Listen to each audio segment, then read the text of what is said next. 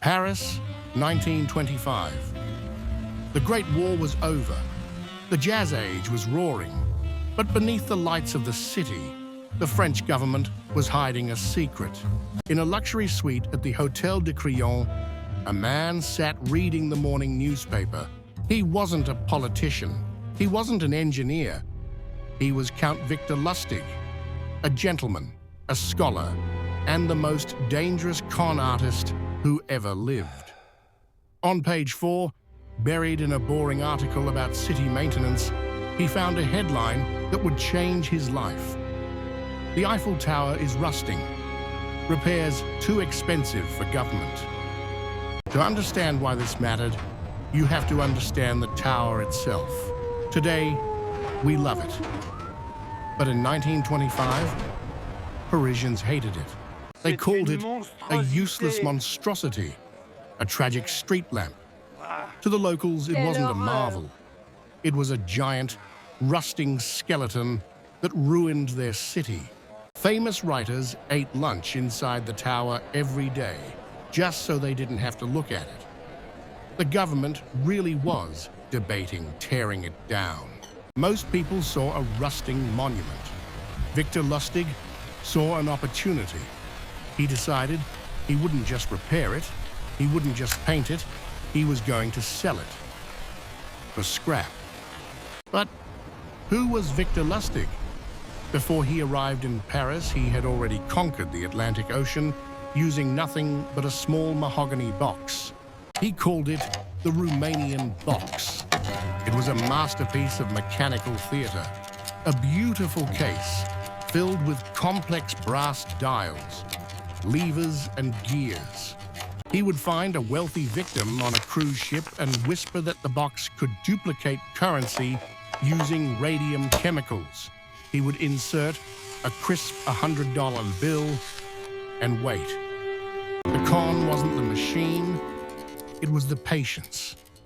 Lustig would make the victim sit there for 6 hours, waiting for the chemical reaction.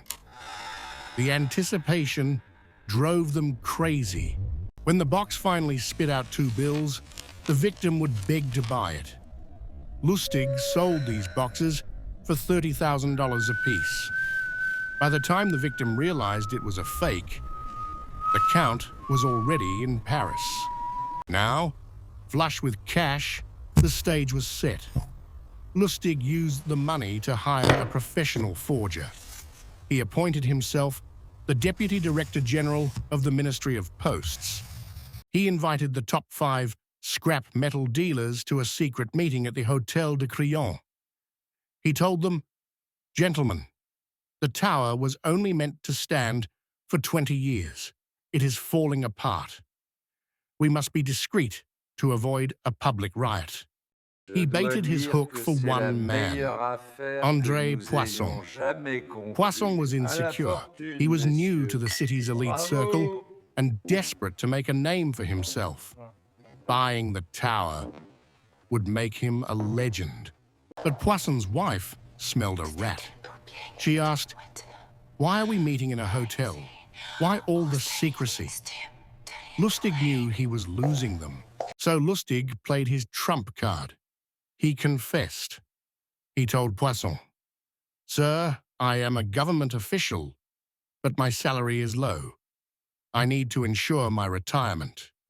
He wasn't asking for the price. He was asking for a bribe. He knew officials were corrupt. This proved Lustig was real. Lustig took the money, millions in today's cash, and fled to Vienna. He waited for the police. He waited for the headlines. But nothing happened. Poisson was so humiliated that he had been scammed. He never told a soul. He ate the loss to save his reputation. So Lustig did the unthinkable. He went back to Paris 1 month later and tried to sell the tower. Again, he almost pulled it off, but the second buyer went to the police. Lustig fled to America, where he decided to con the only man more dangerous than the French government, Al Capone. He convinced Capone to give him $50,000 for a stock deal. He put the money in a safe for 2 months, then returned it. Capone was so shocked by his honesty that he gave Lustig $5,000 as a reward. But even the Count couldn't run forever. In 1935, his luck ran out, not because of a detective, but because of a jealous girlfriend who tipped off the feds. He was sent to Alcatraz.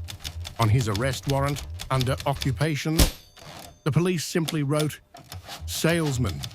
Victor Lustig died in prison 2 years later, but he left behind a legacy that will never be topped. For a brief moment in 1925, one man owned the Paris skyline, and he sold it for parts.